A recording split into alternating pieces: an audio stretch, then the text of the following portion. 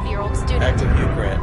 Arrested in Los Angeles. Televangelist Jim Bakker was convicted on all fraud and conspiracy counts. Pop star Michael Jackson admitted she Actor Russell Crowe arrested for throwing. Spears' ongoing scandal over her children, drug use, and other tabloid matters is raising questions about her state of Gibson's mind. arrest for driving under the influence was followed by an abusive verbal Don Imus outburst. has made fun of Irish, Jews, Italians, and other ethnicities. Governor Elliot Spitzer of New York apologized to his family and the public after charged being with linked to a indecent prostitution ring. Televangelist Jim Bakker was All the convicted of drugs fraud in and Baker's conspiracy body, which were counts. discovered in nearby prescription bottles, were legally obtained from two physicians. It's really bizarre to me when someone does something so stupid. I don't get it. I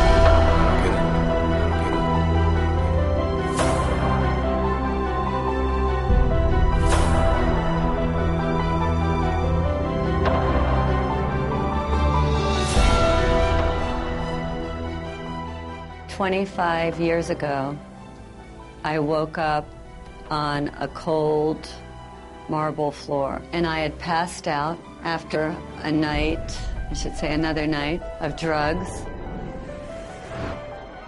But something had shifted, and I knew that if I didn't make a dramatic change in my life, that I was going to die. And I called my mother, and I said, I need to go back into treatment. And I had already been in treatment 3 or 4 times. All these other times, I left. On day 10, I started to feel great. I'm drug-free. I'm not like any of these people. I'm out of here. And I would pack up my little bag, put my little arrogant suit on, and march myself out of treatment, and I was free. I was going to make it to the other side. By day 6 or 7, I'd be on the phone looking for my drugs and end up right back in rehab. So instead of running away this time, I went into the bathroom and I got down on my hands and knees and I started begging, please, relieve me of this pain. Grant me the serenity to accept the things I cannot change. I cannot change my desire to leave. And in that moment, on that floor, something happened to me. Something that was like magic. It was mind-blowing to me. Because all of a sudden, after a few minutes, I knew I could stay one more day. How could I go from terrified and my mind going a million miles a minute to this place of complete peace? I walked out of there on day 28 knowing that there was something that I had to find out about.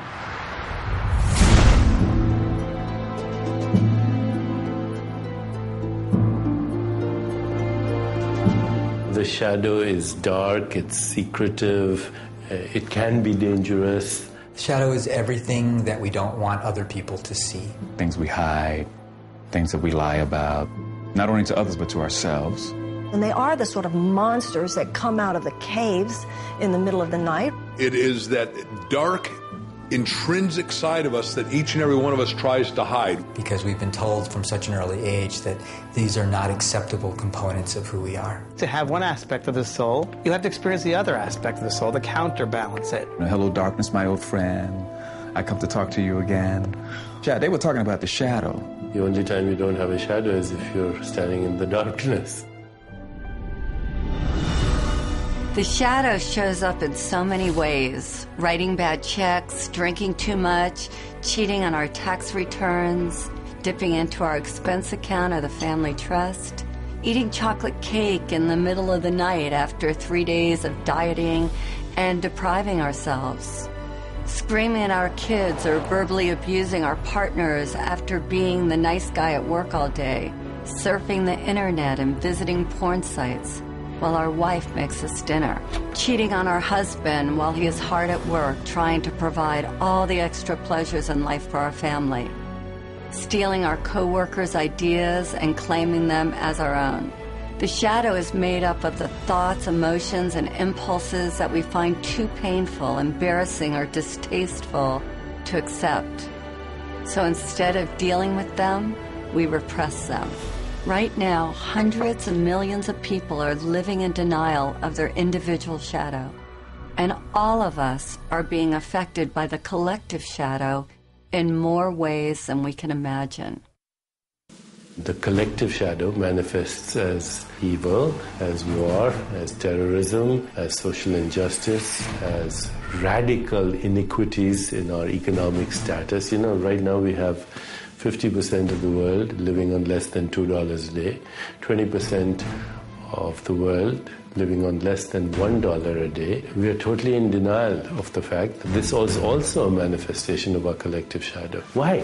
Because people in social institutions, financial institutions, political institutions, corporate institutions are in total denial of the shadow energy. They don't even understand it.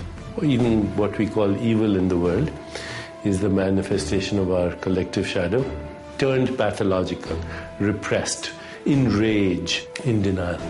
People who express self-righteous morality are usually the ones who have the darkest, deepest shadows.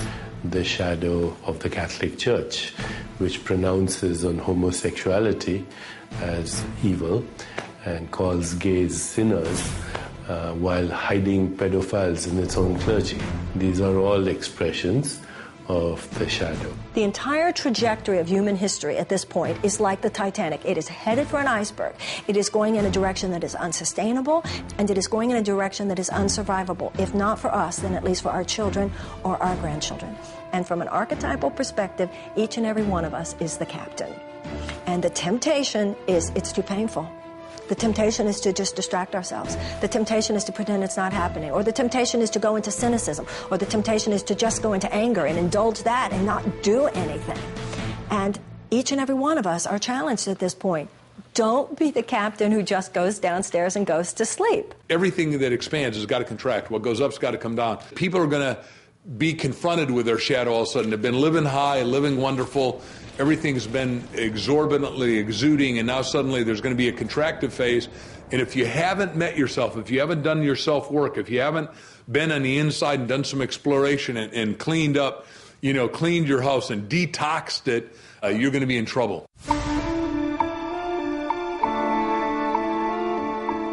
The birth of our shadow occurs when we are very young, before our logical thinking mind is developed enough to filter the messages we receive from parents, caregivers, and the world at large. Even if we had the best appearance, we inevitably got shamed for displaying certain qualities and received the message that something about us was not okay, that something was wrong with us, or that we were bad. You greedy little toot, how are you going to eat all those before dinner?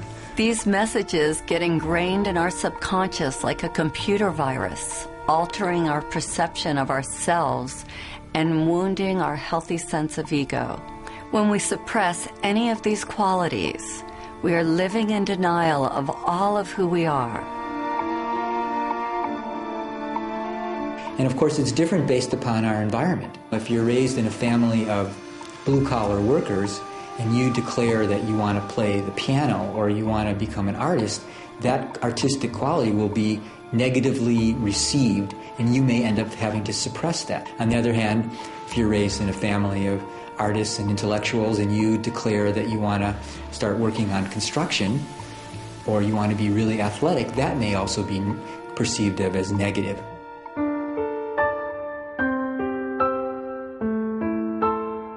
We try with all our might to pretend that we are not that which we hate. In fact, proving this is an all-important task for the wounded ego. A task which the ego believes is vital to its existence. The wounded ego must hide all that we believe is unacceptable about ourselves. To accomplish this task, it constructs a mask to prove to others that we are not as defective, inferior, worthless, and bad as we might fear we are. None of us likes to admit that we have these flaws and insecurities. So to hide them, we create a persona at a very young age.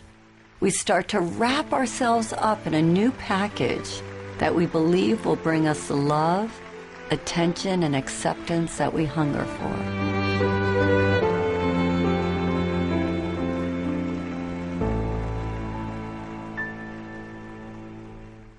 We create personas so that we can belong.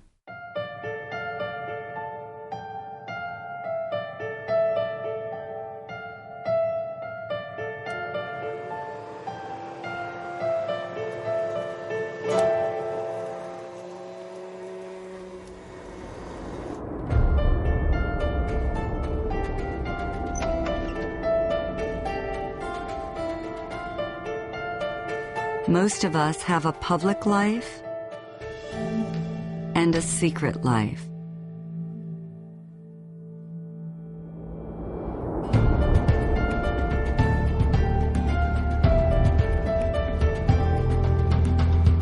We work hard to feel good about ourselves, and a moment later, we do something to sabotage those good feelings.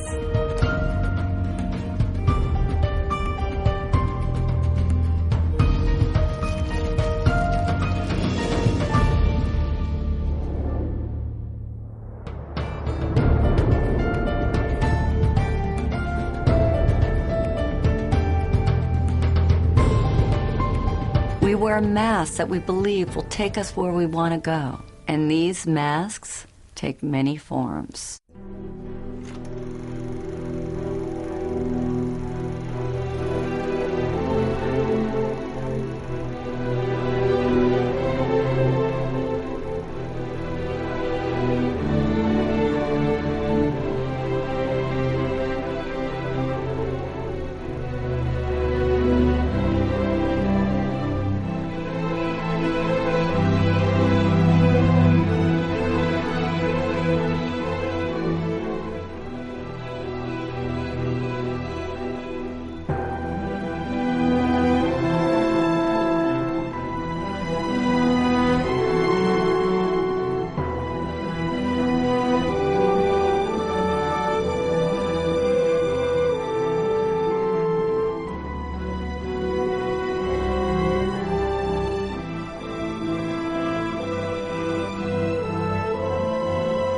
Which one do you wear?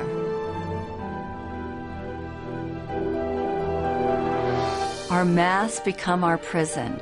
Beneath the mask that we show the world, our wounded egos are in pain. The parts of us that were deemed bad and wrong by others, and now by ourselves, are literally screaming to get out, to be set free, and to be accepted and loved as a valuable part of who we are. When we deny ourselves a safe outlet to express our dark side, it builds up and becomes a powerful force that is capable of destroying our lives as well as the lives of others. This is what I call the beach ball effect. So everything that we reject, we have to keep beneath our consciousness. We try to bury it, so to speak. You know how much energy it takes to put a beach ball underwater? You take your selfish self, you take your angry self, you take your too good self, your not good enough self. You take all of it, and it's like you have 40 beach balls you're trying to manage. And then what happens when you're holding that beach ball underwater? When you're young, you got lots of energy, so you can manage a lot of beach balls. But then, when you're not in the midst of possibility, when your defenses are down, when you have your attention on some big prize you're going to win, all of a sudden, boom, somebody does something. What happens to the beach ball? Pops up and hits you in the face. What's road rage? Is it anything more than that beach ball coming up? We see it in the media all the time. A filmmaker is making deep Christian films, all of a sudden gets drunk, shouts anti-Semitic comments in a drunken rage, right? A radio star makes his living like being a great communicator. All of a sudden makes a comment, a racial slur. So all of these beach balls that you are trying to manage, are you successful at it? No. It's all of it not anymore. When you don't deal with the shadow, that part comes out and it'll creep up. It'll creep up in workplaces, it can creep up in relationships. The more we try to suppress those societally determined, undesirable qualities, the more they find interesting and often mischievous ways to express themselves. And it would be like locking somebody in the basement who wants to get out. So they do things down there to get our attention until we recognize them and let them out. Because those aspects of ourselves that we don't like exit through a kind of detox process. It's got to come out in order to be released. One of my beach balls happened in front of a room full of people. So I'm out of treatment, 5 years. I've been floating around, trying to become the most perfect person. How could I have people want to be my friend? How could I be a little more spiritual? I was on the quest, and I thought I was doing a really beautiful job. And I went to another workshop. We had to get up in front of the room and say what we were committed to in the world. And I thought I was just being wonderful, and everybody was looking at me like you're all looking at me. And from the back of the room, this woman screams out, "You're a bitch!" And I thought, well, I know that. How does she know? And I was horrified. I was so humiliated. It was the one word that I didn't want to be called. And she said to me, "Tell me something good about being a bitch." And I said, "There's nothing good." She goes, "Well, you're a bitch. There's got to be something good about being a bitch."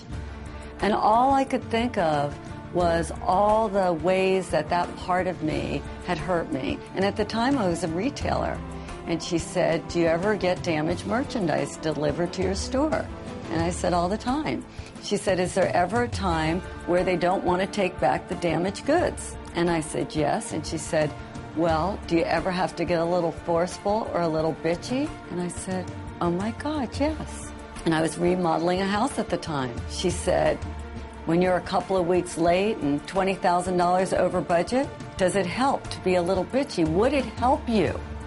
And all of a sudden I realized that when I finally said to the contractor, "You need to finish my house," he finished my house. And this light went on inside of me, that this part of me that I had shamed, that I had hated so much, actually came bearing gifts. She said, "Either you're going to use it or it's going to use you." And that was a life-changing moment for me. When we fully understand the human soul, we find that it's a place of ambiguity, of contradiction, of paradox. All experience is a result of contrast, light and shadow, pleasure and pain, up and down, backwards and forwards. In order to have manifestation, you need opposing energies. You need your enemies to be who you are. The human soul is simultaneously divine and diabolical, sacred and profane, sinner and saint. Eastern wisdom traditions, we have a saying, the sinner and saint are merely exchanging notes. So once you understand that, then first thing you realize is to have a shadow is normal. If you had only truth, goodness, harmony on your side and the complete absence of the other, there would be no creative impulse. Let's say you had only the evolutionary creative impulse in the universe, then the universe would rapidly burn itself into the heat death of absolute zero. If on the other hand you had only the impulse of inertia or destruction or entropy, then the universe would rapidly collapse into a big black hole before you could say Deepak Chopra. We are the microcosm of the macrocosm. This means that every quality that we can see in another exists within us. We possess every human characteristic and emotion, whether active or dormant, whether conscious or unconscious. There is nothing we can see or conceive of that we are not. We are everything, that which we consider good and that which we consider bad. How could we know courage if we have never known fear? How could we know happiness if we never knew sadness? How could we know the light if we didn't know dark? All of life is based on the coexistence of these pairs of opposites. Our shadow is forever hiding from itself. Rather than confront our own darkness, we project these unwanted qualities onto others. When we are projecting our shadow selves, it sounds like this. She's so self-centered. He's so full of himself. These people are idiots. What a loser. Afraid of our own unworthiness and simultaneously afraid of our own greatness, we unconsciously transfer these qualities onto another rather than owning them ourselves. Those we project on own pieces of our unclaimed darkness as well as pieces of our unclaimed light. Until we take back all that we have projected away, what we can't be with won't let us be.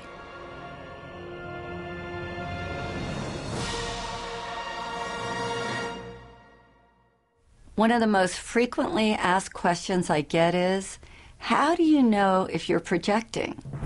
If it's your stuff or theirs? I think it was best said by revered philosopher and psychologist Ken Wilber. He says that if a person or thing in our environment informs us, if we receive what is happening as information, a point of interest, we probably aren't projecting. On the other hand, if it affects us, we're pointing our fingers, judging if we're plugged in, chances are that we are a victim of our own projections.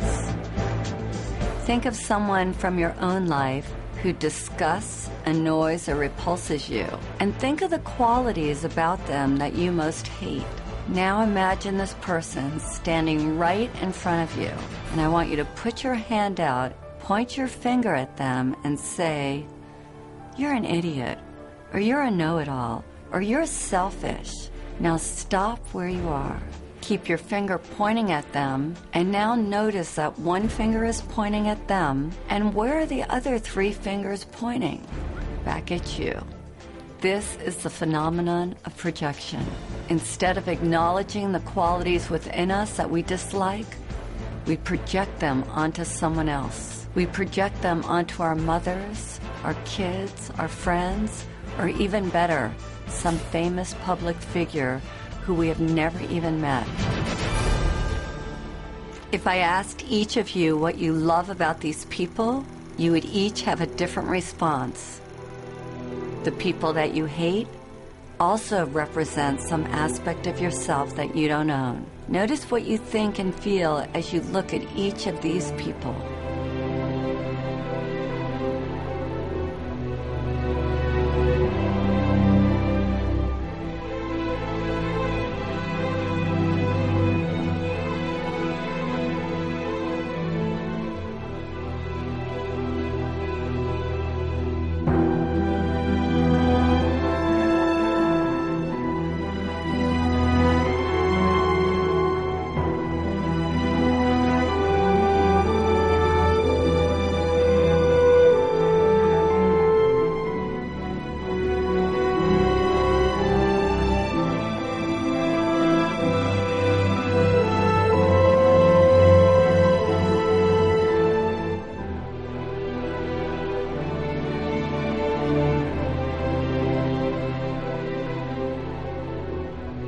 Whatever we judge or condemn in another is ultimately a disowned or rejected part of ourselves.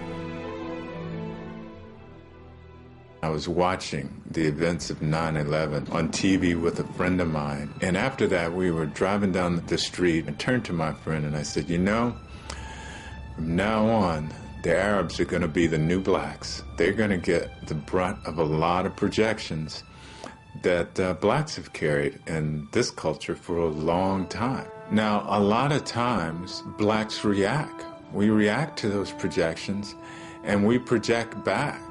And that creates a vicious cycle. And the ego consciousness just responds the way it should, really, because it's designed to respond as a survival mechanism. That's what the ego is all about, to help us survive. But it's mechanical, it's reactive. When an aggressive, negative energy is directed at us, the ego immediately wants to defend and react. Of course, when you react to a projection, you become that projection. And I didn't want to become an angry black man. That doesn't mean that I don't get angry. I certainly can and do get angry, but I express it and let it go. There's an old Sufi story about a philosopher who made an appointment to debate with a Sufi wisdom teacher named Nasruddin. When the philosopher arrived at his appointment, he found Nasruddin away from his home. Infuriated, the philosopher picked up a piece of chalk and wrote "stupid oaf" on Nasruddin's gate.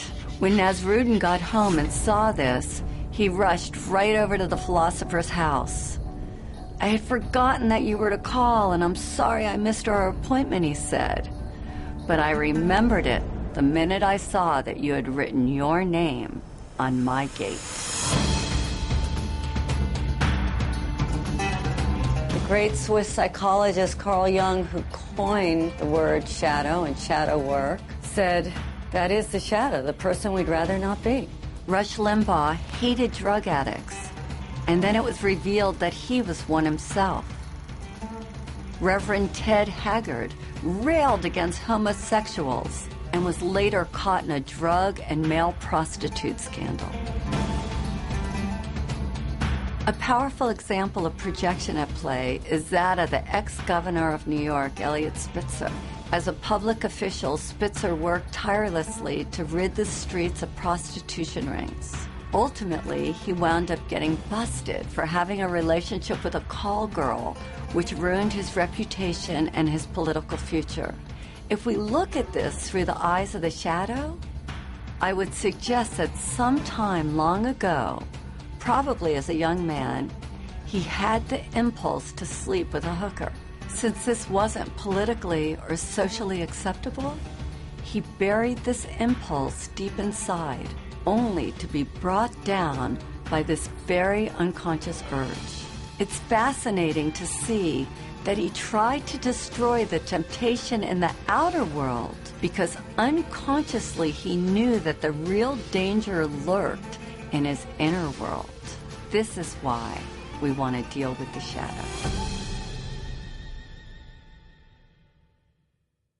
Rather than trying to convince you that you're not all those negative things and encouraging you to think a good thought, shadow work urges you to get in there and to be with what you are resisting, because what you resist will persist.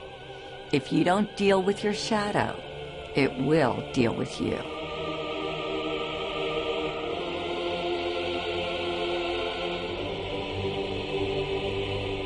The cost of ignoring a destructive pattern is that you're going to self-destruct. You will implode rather than explode. My training is as a neurologist, so I've spent well over 3 decades studying how the nervous system organizes this information. And it's really quite interesting when you look at the fact that really, even though we think of having one brain, we actually have 3 different brains. We have this very primitive brain, which some people call the reptilian brain. And if you look at a reptile or look at a crocodile, it really just has 2 responses, on or off. So if you ever watched a crocodile trying to eat a wildebeest, it seems to be very quiet and suddenly it explodes and then it goes back into its quiet state. So that response is really a very basic survival response. But the mammalian brain, which is sometimes known as the limbic brain, has created a modulating effect on that reptilian brain. So the limbic system has brought into this very primitive on-off response gradations, meaning you can be a little bit on, significantly on, really on. But then on top of that mammalian brain, really just for the last couple 100,000 years, we've evolved this human brain, which is called the neocortex, neo meaning new cortex, new covering of the brain. And that actually allows us for the first time in evolutionary history to decide whether or not we want to react at all.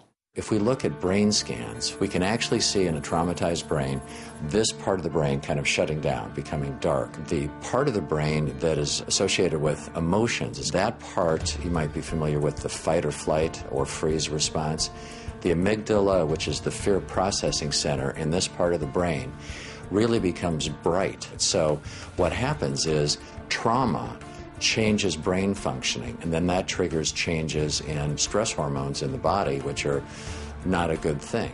It's crucial to be able to recognize and express any kind of pain. Without that, it stays with us, it lodges in the body, and it causes us to react, to live unconsciously. The unresolved issues that people have in their bodies, their emotions, has an absolute direct correlation with their physical bodies, their health and their well-being, their expression of wellness overall. They think that their health is somehow separate from their emotions. They are intimately connected. Obesity, diabetes, heart disease, and cancer, they're all the result, significantly, of chronic, unprocessed, inflammatory molecules that have their correlates in the psychological world of chronic, unprocessed emotions and experiences. Every single one of those conditions is a byproduct of our stress levels. It affects our health intimately. Most people are aware that what they eat and what they drink affect their toxicity levels. What they don't realize is that what they think and the emotions that they've built up over years are really the most toxic. The ways that people have dealt with this traditionally and historically are inadequate. My patients are in overwhelm.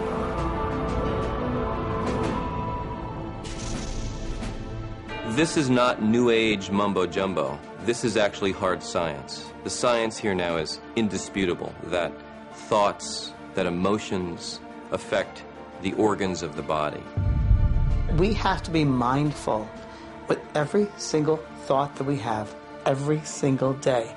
How do we want to create our heaven or our hell? How do we treat one another? Because we are the source of everything within us. There is a poem by Rumi called The Guest House, which in many ways describes the human journey. This being human is a guest house. Every morning a new arrival, a joy, a depression, a meanness, some momentary awareness comes as an unexpected visitor. Welcome and entertain them all. Even if they are a crowd of sorrows who violently sweep your house empty of its furniture, still treat each guest honorably. He may be clearing you out for some new delight. The dark thought, the shame, the malice, meet them at the door laughing and invite them in. Be grateful for whoever comes, because each has been sent as a guide from beyond. Repressing our anger may seem like a good solution, but pretty soon we run out of places to hide. Divorce, stress at work, financial trouble or tension within our families provoke the shadow until finally it erupts. The ancient Vedic text known as the Bhagavad Gita states that man should discover his own reality, not thwart himself, for he has himself as his only friend or as his only enemy. But if he rejects his own reality, the self will war against him.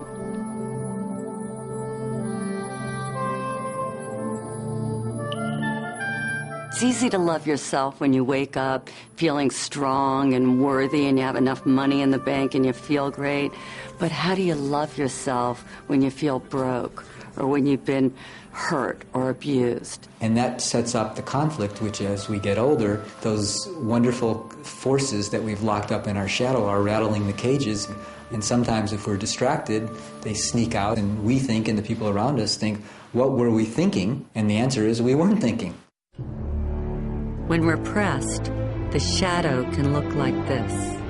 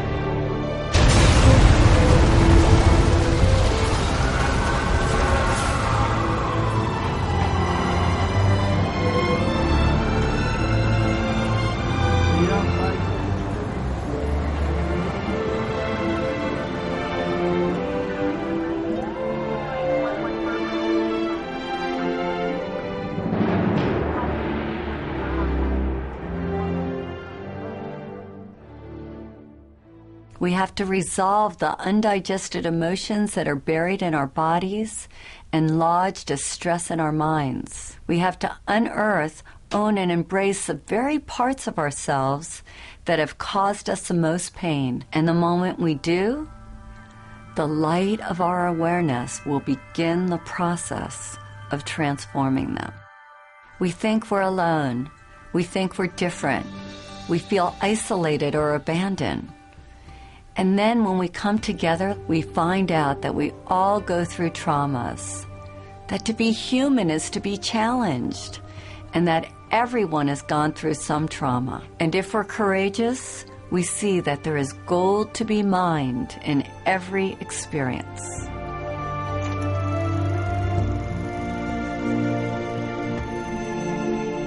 It's very interesting because I don't remember a single day where my mother was not drunk, and I had to live through this.